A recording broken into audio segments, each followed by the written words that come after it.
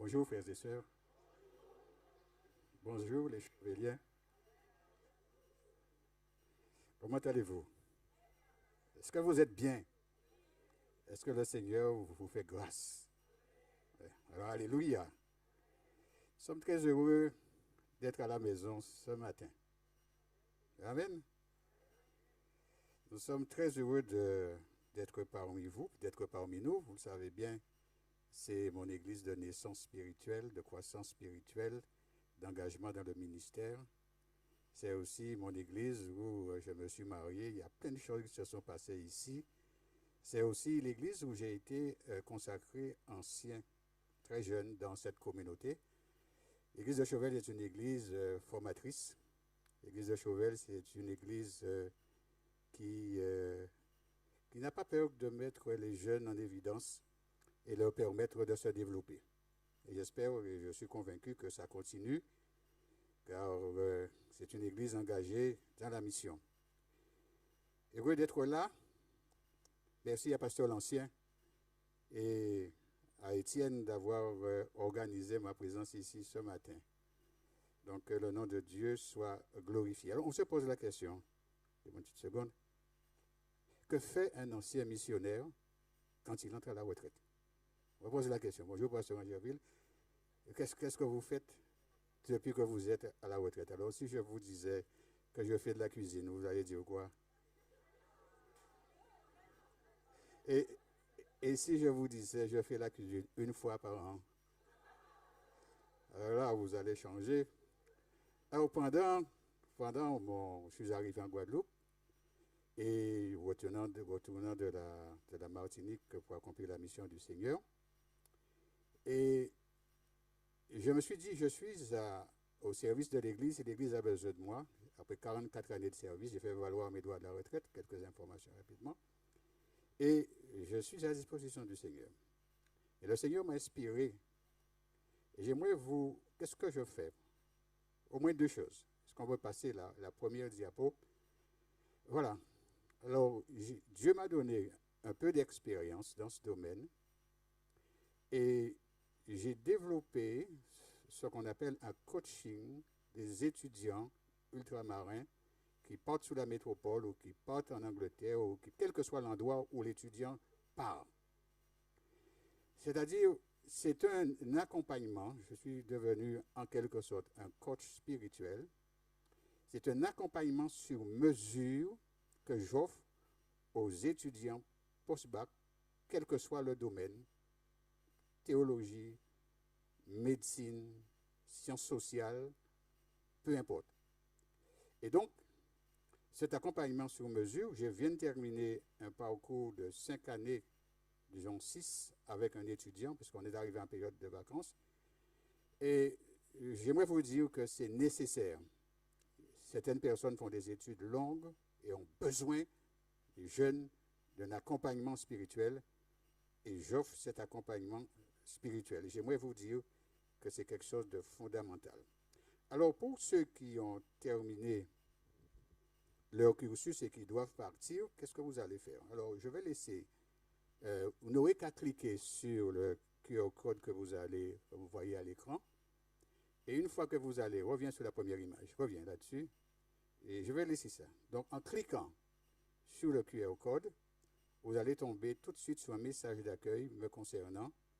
Et là, vous allez pouvoir exprimer votre demande me disant « Je souhaiterais d'être accompagné pendant ma période d'études ». C'est un accompagnement sur mesure, à la carte, pour booster votre réussite spirituelle. Car je ne prie pas seulement pour la réussite intellectuelle des jeunes, je prie pour la réussite spirituelle aussi. Les deux vont ensemble. Et j'aimerais vous dire que c'est une bénédiction. Donc je vais laisser, je ne sais pas qui est en charge de la communication ici, mais c'est un ministère que j'ai développé, je vais remettre à Martine et elle fera suivre. Alors ça c'est le premier volet de ce ministère. Qu'est-ce que je fais? Deuxième élément, donne-moi la vue suivante s'il te plaît. Donne-moi la vue suivante. Alors sur la vue suivante, vous allez voir sur Angeville et moi, il y a deux personnes. Alors ceux qui connaissent l'expérience, quand j'arrive en Guadeloupe, je suis persuadé qu'on a changé d'époque et qu'il fallait adapter ce que nous faisons fondamentalement. Et le Seigneur est en train de me parler, me disant qu'il faut développer quelque chose. C'est le deuxième volet de mon ministère, post-activité, post-pastorale. Et Dieu me dit qu'il faut investir. Il faut investir des moyens pour permettre de développer un ministère. Alors je dis, Seigneur, il faut que tu me donnes un signe quelconque. Alors quel est le signe? En France hexagonale, il y a un couple que vous voyez à l'écran qui m'ont permis aussi de diffuser cette image, qui sont à la recherche de Dieu, de quelqu'un pour les accompagner spirituellement. Alors que fait le mari? Il se met en prière, mais comme il habite une ville à côté d'une autre ville, Dieu lui dit, va voir dans la ville d'à côté. Alors qu'est-ce qu'il fait en France? Il prend sa voiture et il va dans la ville d'à côté, qui est la ville d'Angerville. C'est une ville qui s'appelle Ville d'Angerville. Ah oui, alors quand vous y allez, vous n'allez qu'à dire que c'est le pasteur Angerville qui vous envoie dans sa ville. Et vous serez bien reçu. Alors qu'est-ce qu'il fait? Il va voir dans la ville d'Angerville, la ville d'à côté. Mais il ne comprend pas. Et qu'est-ce qu'il fait? Il va sur Internet et il commence à rechercher. Et il tombe sur Pasteur Angerville. Et il dit à sa femme, n'est-ce pas la réponse que Dieu m'envoie? Car c'est un sportif de haut niveau qui a été membre de l'équipe de France 400 mètres. Et le contact est pris. Je reçois la réponse de Dieu qu'il faut lancer un ministère international qui transcende les frontières. Et nous commençons à travailler avec eux. Ils sont baptisés. Ils donnent leur vie à Jésus. Leur fils a été baptisé il n'y a pas très longtemps. Vous avez vu sur Internet. Et un autre membre de la famille est en train de se préparer pour le baptême. Donc, décalage horaire, quand je quitte ici, à 15 heures, je dois me connecter pour partager l'évangile avec d'autres personnes. Donc, Sœur Angerville et moi, nous sommes en train de... Donc, un ministère à 2 volets, mais il y a un troisième volet qui va venir tout à l'heure, quand je me suis formé à la thérapie conjugale et familiale, et nous offrons aussi ce service à l'humanité. Donc, ce n'est pas une chose qui est réservée uniquement aux adventistes, mais à tout le monde, à ceux qui le souhaitent. Voilà qu'est-ce que nous faisons, à part la cuisine et autre chose. Voilà le ministère que vous avez. Alors, le sujet d'aujourd'hui, on va lancer le sujet.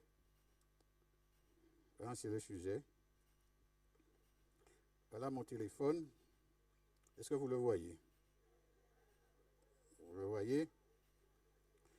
Alors, allô Dieu, allô Dieu, j'ai un conseil à te donner. J'ai un conseil à te donner. Alors, je vais laisser le combiner là, parce que vous allez entendre la conversation. Allô Dieu, j'ai un conseil à te donner. Puis suivante. Allons-y. Alors, c'est Pablo. C'est Pablo.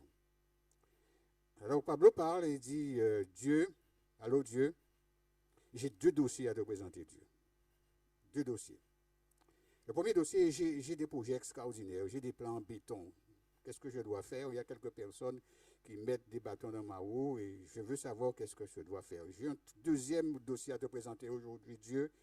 C'est que j'ai fait mon arbre généalogique et j'ai l'impression qu'il y a une forme de fatalité qui tombe sur moi et que je vais répéter tout ce qui s'est passé depuis mes ancêtres. Donc Dieu, j'ai 2 dossiers. Alors, Seigneur, je vais être franc avec toi aujourd'hui. Donc Pablo qui parle à Dieu. Je vais te dire tout, ou presque tout, parce que tu sais tout. Alors je me présente, Dieu à toi. D'accord? J'aimerais te dire que Dieu, je ne suis pas en religion. Alors, Dieu, voici mon CV. Je ne suis pas en religion. Mais je crois quand même, Dieu, qu'il y a quelqu'un là-haut, quelque part, que je n'ai jamais vu. J'ai entendu un témoignage sur cet être qui est quelque part là-haut sur Instagram, mais je l'ai encore entendu sur TikTok. Dieu, je suis Pablo. Mon prénom, c'est Pablo.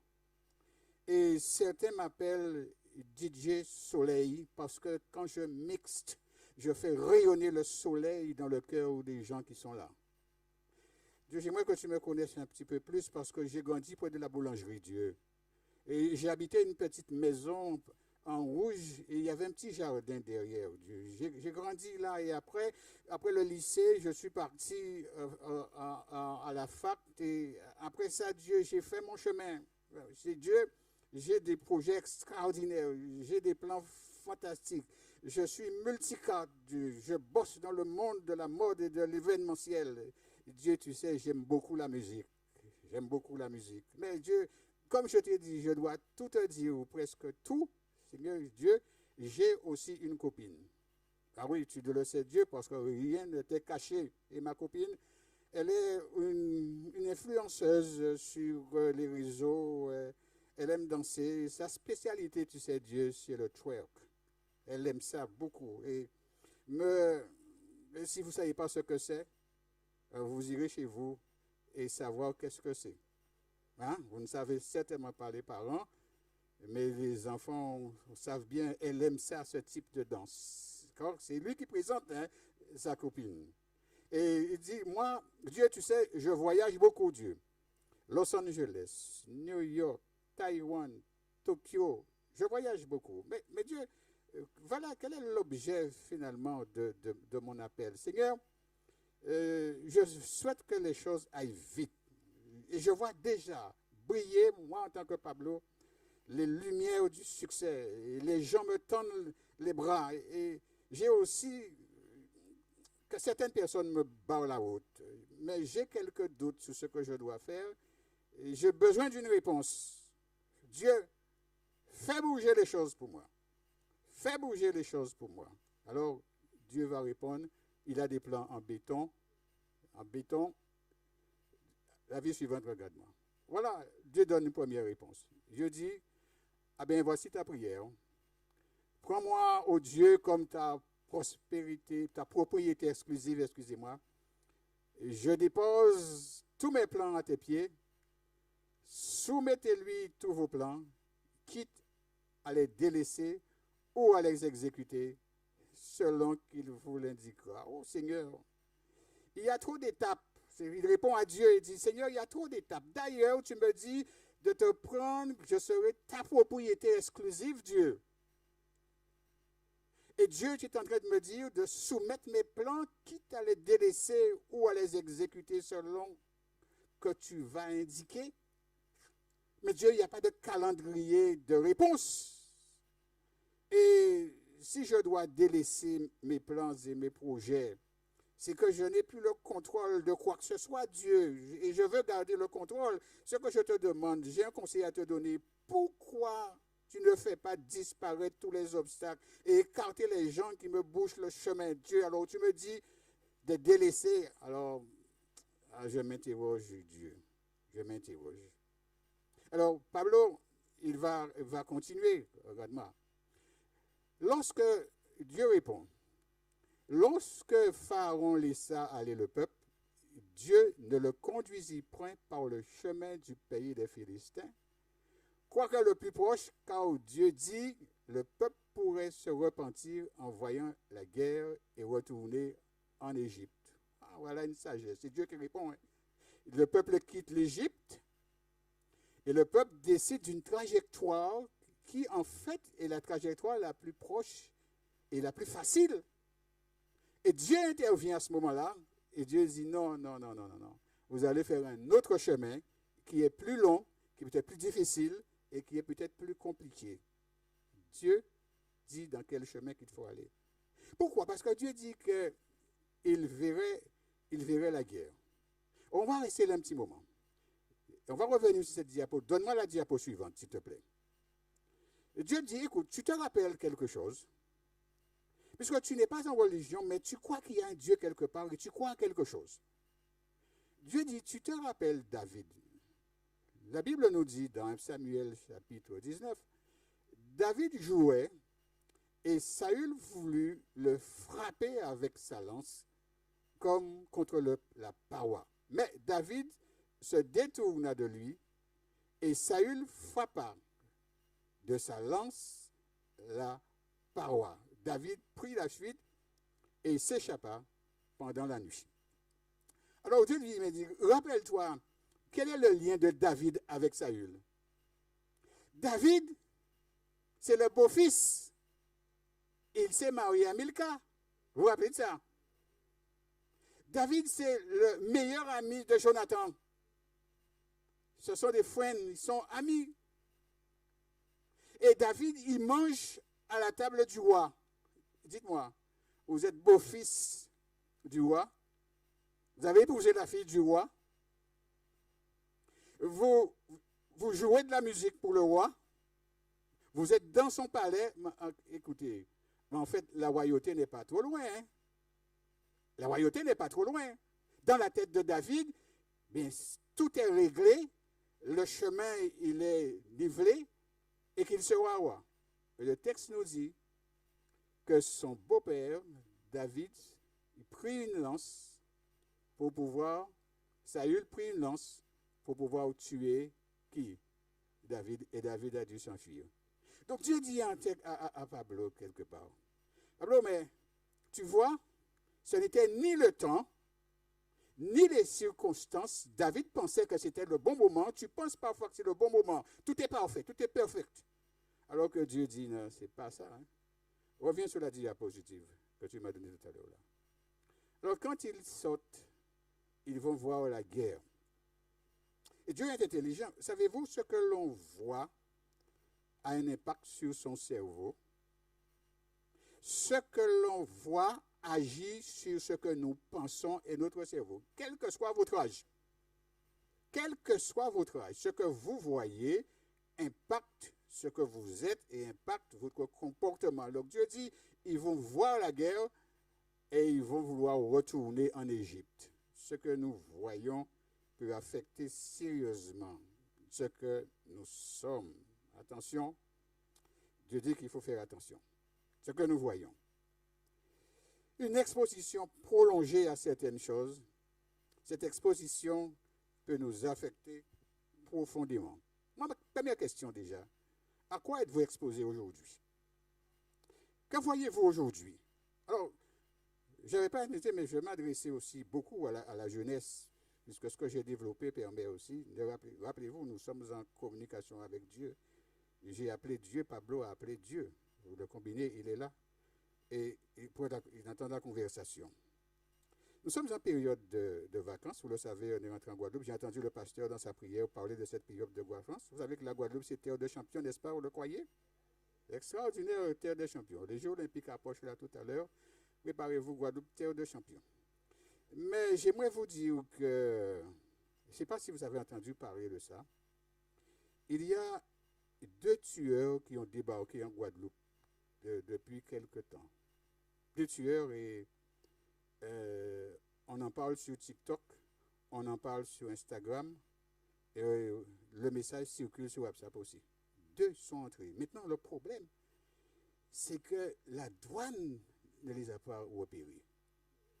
Non, je ne sais pas comment. Et même en protégeant les frontières de la Guadeloupe, on ne les a pas repérés. Et ils sont entrés en Guadeloupe. Et on en parle, mais on n'en parle pas beaucoup. Et je vais vous les citer. Il y a un premier qu'on appelle la drogue des zombies. Vous l'avez entendu parler de ça? Cette drogue des zombies, j'aimerais parler aux parents un peu des zombies. C'est-à-dire, ce tueur qui est entré en Guadeloupe, on fait comprendre parfois que tout est clean. C'est bien terre de champion, je suis d'accord, hein, parce que moi je suis un sportif aussi. Hein. Je ne sais pas si les anciens sportifs sont là ce matin, mais Chauvel en football, c'était voilà, solide, hein? D'accord? Très bien. Juste vous permettre de respirer un peu. D'accord? Et la drogue des zombies est entrée. Vous savez pourquoi on l'appelle drogue des zombies? Attention à vos enfants. Lorsque les gens consomment cette drogue des zombies, ils deviennent comme des gens morts, paralysés, bloqués comme ça. Et ils ne peuvent pas bouger. Ils restent là des jours, des nuits et des jours, dans une souffrance terrible, comme s'ils étaient morts. Alors, il va y avoir du mouvement dans le pays ces jours-ci, hein, beaucoup de mouvements, vous savez bien les jeunes, mais j'aimerais vous dire, jeunes filles, jeunes garçons et parents, attention, la drogue des zombies est là. Mais il y a aussi cette super drogue extrêmement puissante qu'on connaît très bien, mais qui fait à peu près un Américain qui tue un Américain chaque 7 minutes. C'est le fentanyl. Vous l'avez entendu? Le fentanyl. Très puissant. C'est-à-dire, c'était une drogue qui était plus ou moins réservée aux animaux, mais on a mélangé ça pour faire un autre produit. Vous savez, chaque jour, il y a un nouveau produit qui arrive sur le marché. Et l'enfant n'est jamais trop jeune pour être touché par ça. Alors, que sera le nouveau produit? Et j'ai appelé quelqu'un qui est spécialisé dans le domaine. Et j'étais en train de revoir ma bibliographie. J'ai dit, écoutez-moi, donnez-moi, mettez-moi à jour, faites une mise à jour de mes connaissances et de ma bibliographie en termes de drogue. Et dites-moi quel est le dernier qui est arrivé sur le marché. La personne m'a répondu, écoutez, monsieur Géoville, chaque jour, il y a une nouvelle drogue qui arrive sur le marché. Chaque jour. Donc, bon entendeur, salut. Il y a 2 tueurs qui sont arrivés en Guadeloupe et qui ont débarqué. Attention, parce que ça tue et ça tue véritablement, véritablement. Oui, mais mesdames, mesdemoiselles, messieurs, ce que l'on voit agit sur soi. Alors, je faisais partie, j'ai été appelé à discuter, un autre problème encore, avec un groupe de personnes situées sur la France hexagonale et qui essayaient de défendre les souffrances qui ne sont pas médiatisées. Et j'ai été contacté, nous étions en échange, des gens qui discutaient sur des souffrances, des choses qui ne sont pas médiatisées. Et là, il a été présenté un problème. J'aimerais vous dire que ce que l'on voit agir sur soi, et c'est celui d'un jeune garçon qui a 25 ans. 25 ans, et qui a une souffrance. Qu'est-ce qui s'est passé? Lorsqu'il était mineur, il a senti qu'il n'était pas bien dans la peau de garçon qu'il était.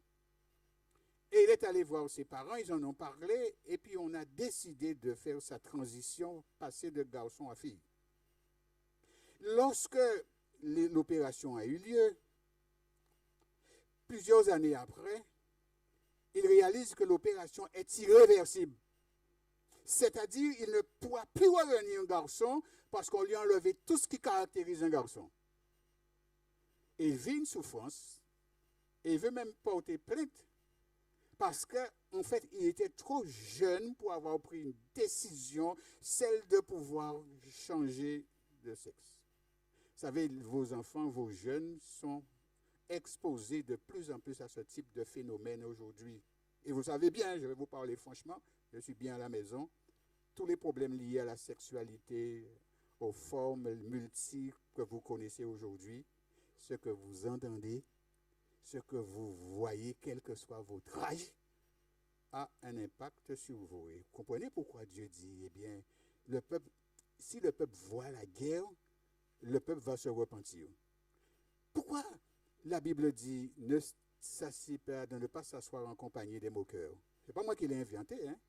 C'est parce que Dieu sait, quelle que soit votre résistance, quel que soit forçat, puis rester exposé à quelque chose, tu finiras un jour par être imbibé de la chose. D'accord? Donc ces tueurs sont arrivés au pays, dans la vie suivante, et Dieu dit, alors Pablo parle toujours à Dieu. Alors, restez là, restez sous les ventes. Dieu va dire à Pablo, Proverbe chapitre 7, Pablo, j'aimerais te parler. Voilà ce que dit la Bible. Acquérir la sagesse, excusez-moi, vaut mieux que l'or pur. Et gagner un discernement est bien préférable à l'argent.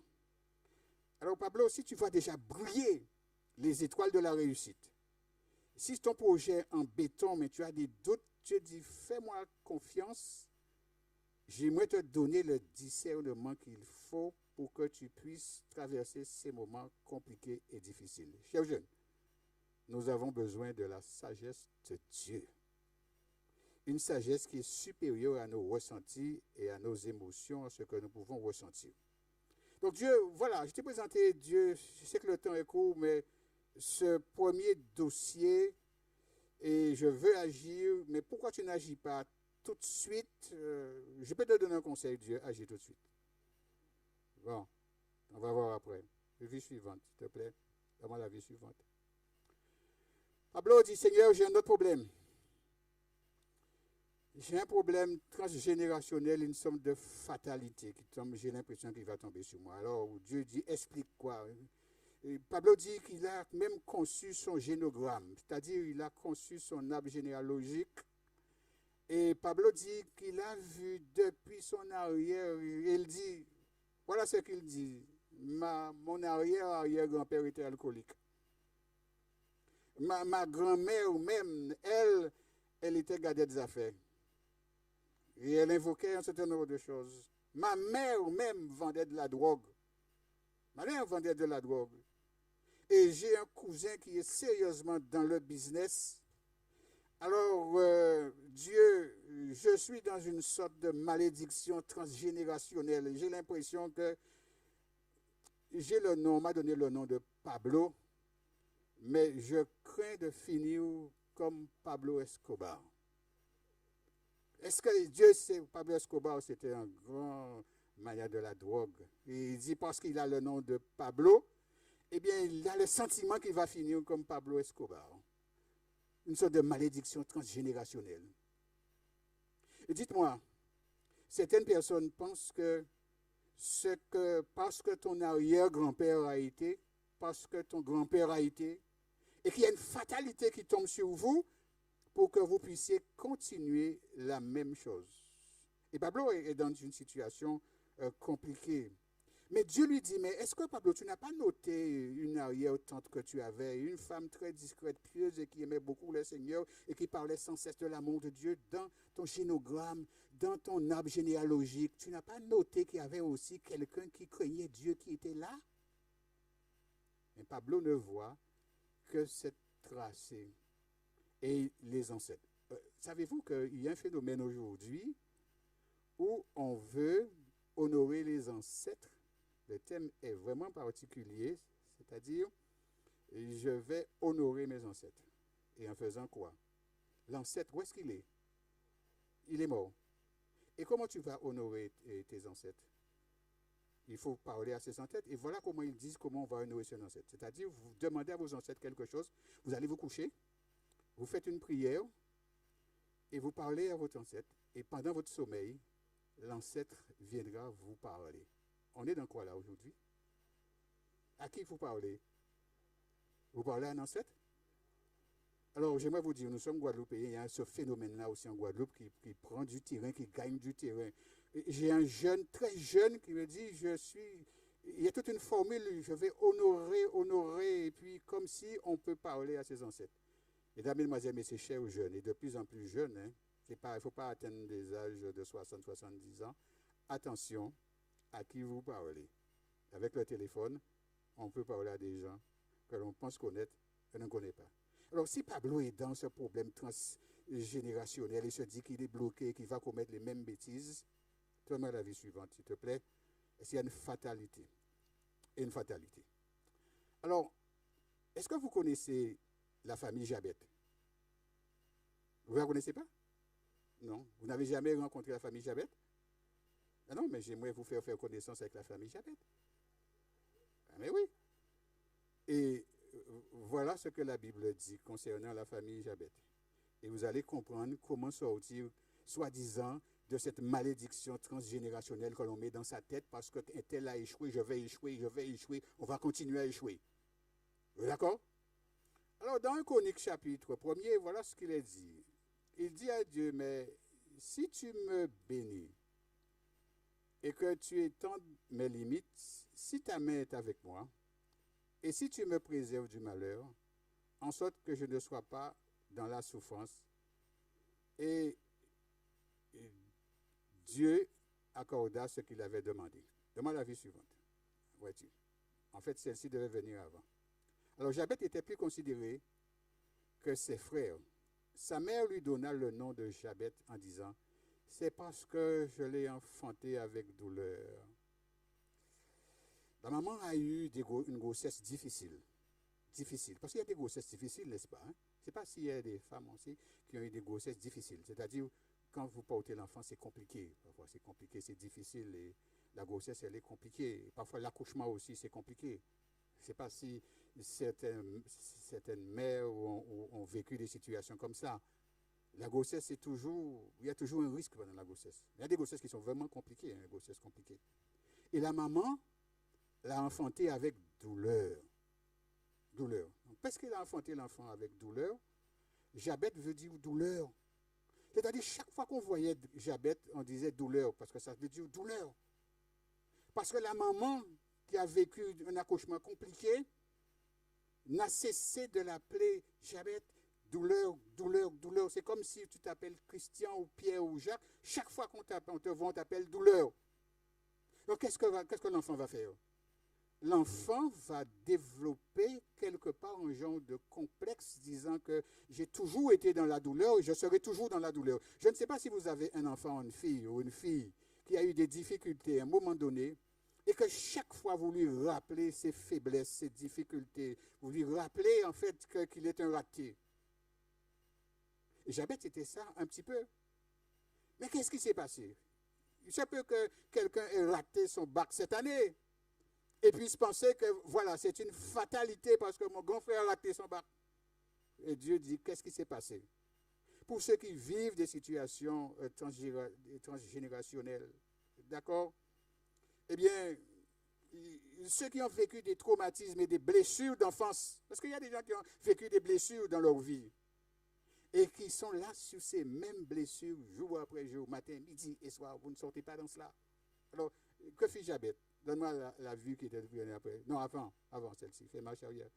Et voilà ce qu'il va dire. Le pacte, si tu me bénis et que tu étendes mes limites, et si ta main est avec moi, et si tu me préserves du malheur, en sorte que je ne sois pas dans la souffrance. Et qu'est-ce qui s'est passé?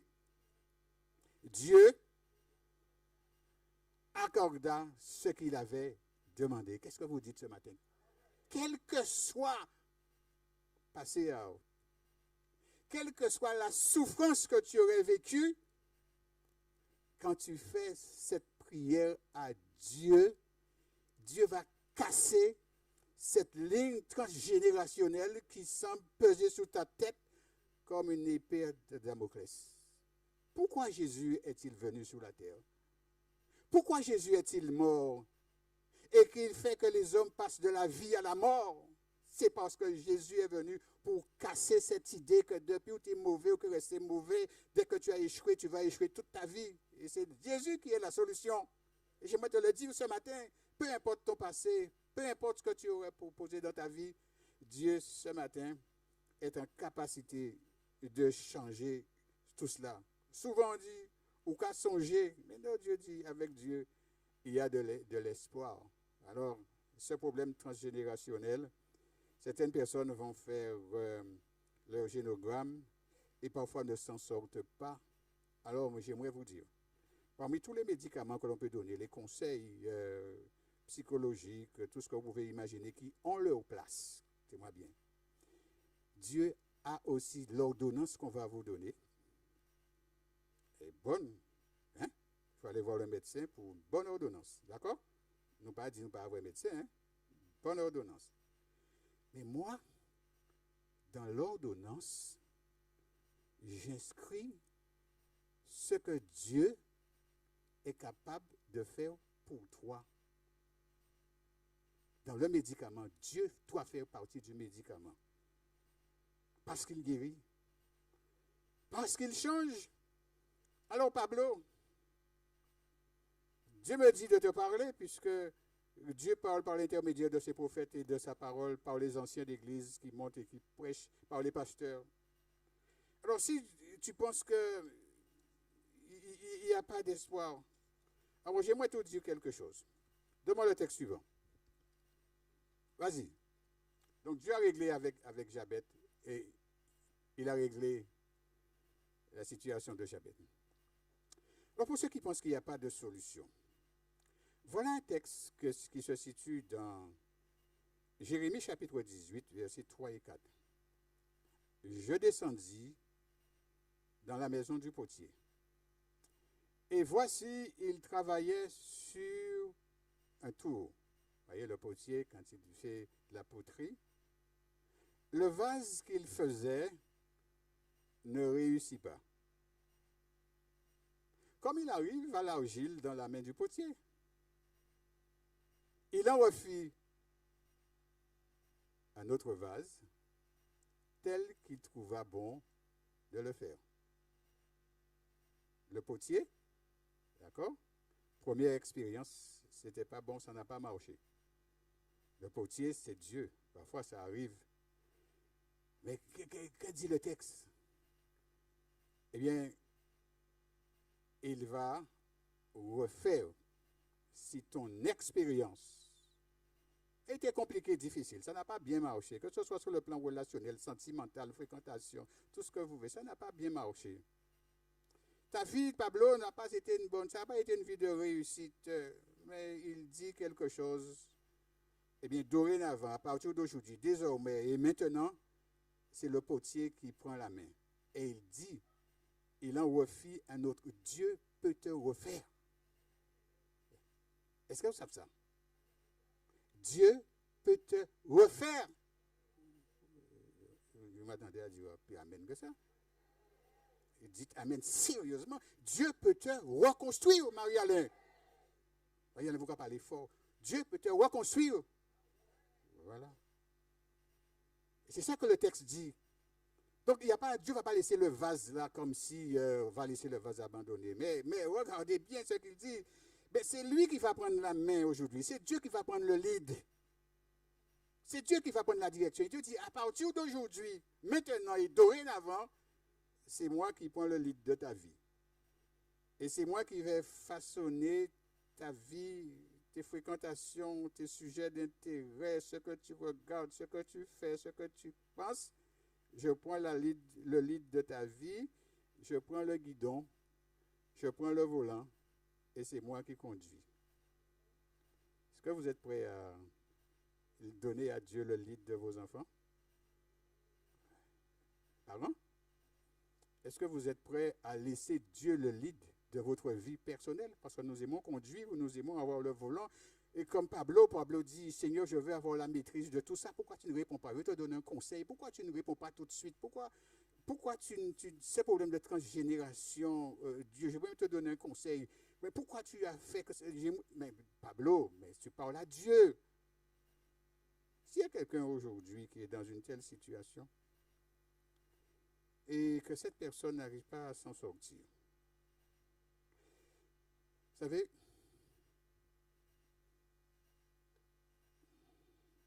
j'ai pris ce téléphone-là. Quand vous l'avez vu, vous dites, mais... Et Dieu est en train de parler maintenant. Il me dit, pourquoi tu n'as pas utilisé l'autre téléphone? Seigneur, mais lequel? Oui, regarde, dans ta poche. Mais Seigneur, dans quelle poche? Dans la poche, dans ta poche gauche. Dans ton costume, tu as un autre téléphone. Ah bon? Ouais. Et Dieu dit, mais ce téléphone-là, il est ancien.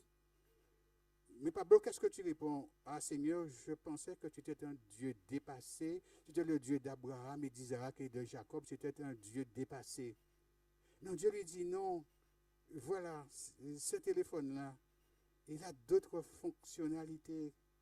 Avec ça, je ne peux même pas envoyer un mail. Je ne peux même pas. Je cherche WhatsApp là-dessus, je n'arrive pas à trouver. Instagram, je suis embarrassé, je veux dire quelque chose à Chauvel, je ne peux même pas. Dieu dit, mais écoute, tu as pensé que je suis un Dieu dépassé, je suis un Dieu qui... Non, Dieu est en train de te dire, Dieu lui dit quelque chose, qu'il a l'intelligence, et dans Proverbe 2, verset 6, il dit, l'Éternel donne la sagesse, de sa bouche sortent la connaissance et l'intelligence. L'intelligence. Donc, Dieu me dit, mais tu utilises ce téléphone-là, mais il est dépassé. Et tu crois que je suis un Dieu dépassé? Laissez-moi vous dire. Vous servez un Dieu qui est super intelligent. Et pourquoi nous, à l'Église, parfois, nous voulons toujours rester dans ce qui est très ancien, très passé, et que nous n'acceptons pas que le monde a changé. Quand j'ai vécu la période Covid-19, là, je me suis dit, j'avais lancé à l'Union le pouvoir de l'espérance. Parce qu'elle avait connu qui passait sur Canal 10. D'accord? Et on se dit que les temps ont changé. Covid-19, on n'est plus dans la même époque. Et je suis tellement content de vivre cette époque parce que j'avais prié pour cette époque, l'évangile dans le monde entier, sans barrière. Hein? On a prié pour ça. Donc qu'est-ce que j'ai fait? J'ai mis en route. Étudiant, études bibliques, parce que Dieu est le Dieu de la modernité. Entrer dans la modernité, ça ne va pas vous faire pécher. Et j'appelle à la jeunesse aujourd'hui et ceux qui sont moins jeunes. Dieu dit, mais vous avez un téléphone, vous avez un téléphone. Vous avez tous un téléphone. Sortez votre téléphone. Sortez votre téléphone. Sortez-le. Pasteur, je prends ton autorisation sans te demander l'autorisation. Merci. Merci. Entre pasteurs, on se comprend qu'on a des langages comme ça. D'accord? Envoyez un message à Pablo. Envoyez un message à quelqu'un que vous connaissez, que vous voulez encourager maintenant. Maintenant. Prenez votre téléphone. Vous n'allez pas pécher en envoyant un message aujourd'hui. Envoyez un message quelque part à quelqu'un, un ami que vous n'avez pas vu depuis longtemps, un enfant, un fils, quelque part. Dites-lui que bon Dieu est bon. Dites-lui que s'il aussi veut être soutenu, il y a des choses. Envoyez un message. Vous ne voulez pas sortir le téléphone? C'est ce que vous faites, vous l'avez sorti. Envoyez un message.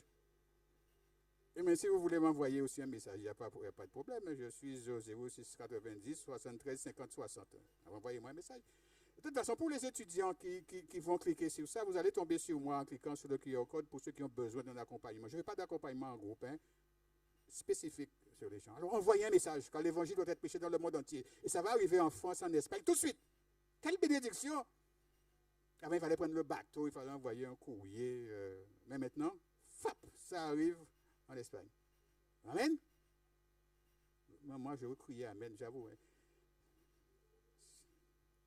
Alors, ce matin, c'est possible que vous êtes dans cette salle et que vous êtes venu peut-être pour la première fois ou la deuxième fois. Viens à Jésus. On peut chanter ce chant. Viens à Jésus. Mais vous vous êtes posé plusieurs questions concernant Dieu, concernant le salut. Peut-être comme Pablo, vous venez peut-être pour la première fois, mais vous voulez dire à Dieu, Seigneur, quel que soit mon passé, ce qui s'est passé hier ou avant-hier ou le mois dernier, j'ai des projets, mais Seigneur, je veux te mettre en première ligne de mes projets.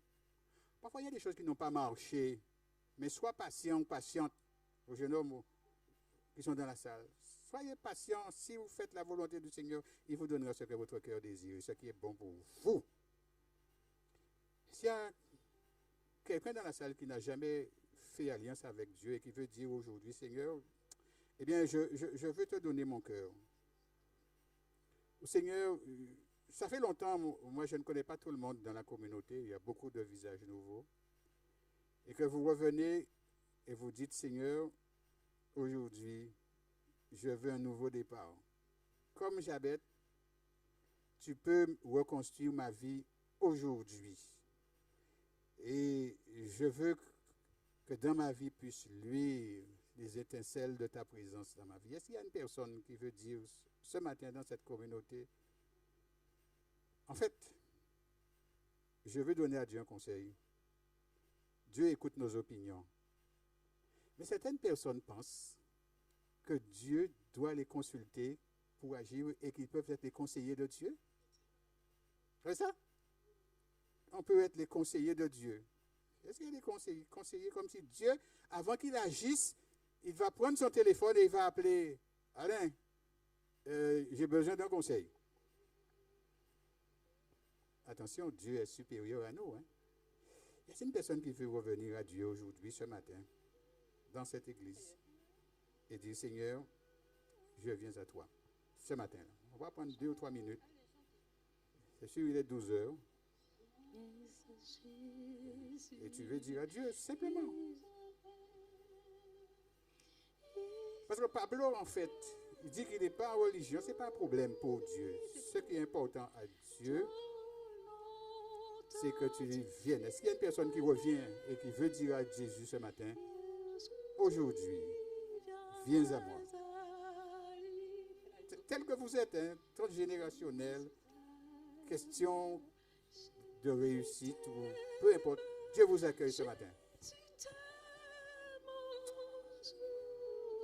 Où est-ce qu'il y a des jeunes qui veulent s'engager au service du Maître ce matin, qui veulent dire à Dieu, quel que soit l'endroit où vous êtes, Seigneur, aujourd'hui, je change de direction, sachant que comme le potier, tu peux me métamorphoser.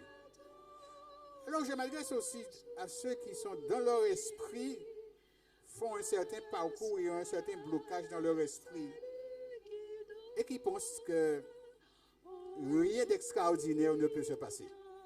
Avec Dieu, quelque chose d'extraordinaire se passe toujours et tu peux en être l'objet aujourd'hui. Voulez-vous vous joindre à moi et dire à Dieu, Seigneur, je m'engage à nouveau, Seigneur. Oui. Est-ce qu'il y a d'autres personnes qui veulent se joindre à elle et dire, oui, on vient à Jésus tel que nous sommes. Oui. C'est important de l'exprimer, pas pour dire que je le fais, mais parce que je suis convaincu que je le fais. Est-ce qu'il y a une autre personne qui veut venir et puis dire, Seigneur, je viens à toi, tel que je suis. Je suis Pablo, j'ai peut-être été un petit peu, ma foi affaiblie.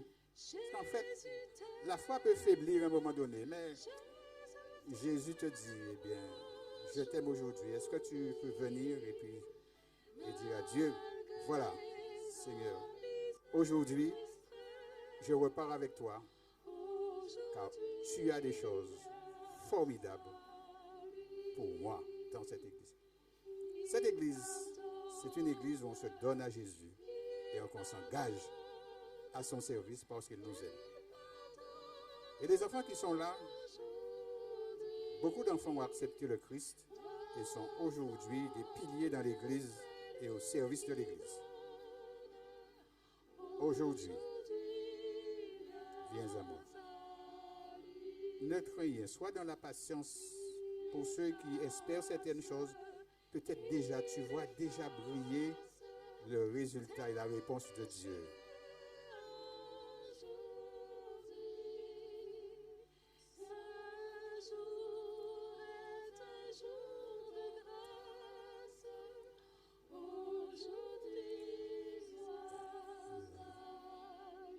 Seigneur, il y a des voleurs et des tueurs qui voyagent un petit peu partout dans le monde, des idées, des pensées, qui imbibent parfois notre esprit, comme celui de Pablo. Alors aujourd'hui, tu peux nous donner la victoire, qu'avec toi, nous sommes victorieux. Merci pour ces victoires. Merci pour l'espérance que tu places dans nos cœurs. Nous t'avons prié au nom de Jésus. Tu n'es pas un Dieu du passé, mais le Dieu d'aujourd'hui. Que Dieu vous bénisse et qu'il vous garde, vous accompagnera, vous voyez votre siège du Seigneur, vous soutiendra. Et j'aimerais vous dire, pour ceux qui pensent que Dieu est un Dieu du passé, je vais finir. Les images que j'ai montrées ont été générées par l'intelligence artificielle. Dieu est le Dieu du présent. Et Dieu a besoin de vous, pour vous engager. Dieu a besoin de toi, pour que tu sois dans son œuvre une jeune femme engagée pour le servir. Parce que Dieu t'aime. Dieu t'aime puissamment. Dieu a besoin de toi. Il a besoin de transformer ta vie et faire de toi une jeune femme extraordinaire à son service. Il est présent ce matin. Que Dieu vous accompagne durant cette trajectoire et que son nom soit glorifié. Reste au service de Dieu et que Dieu vous garde et qu'il vous bénisse. Merci beaucoup.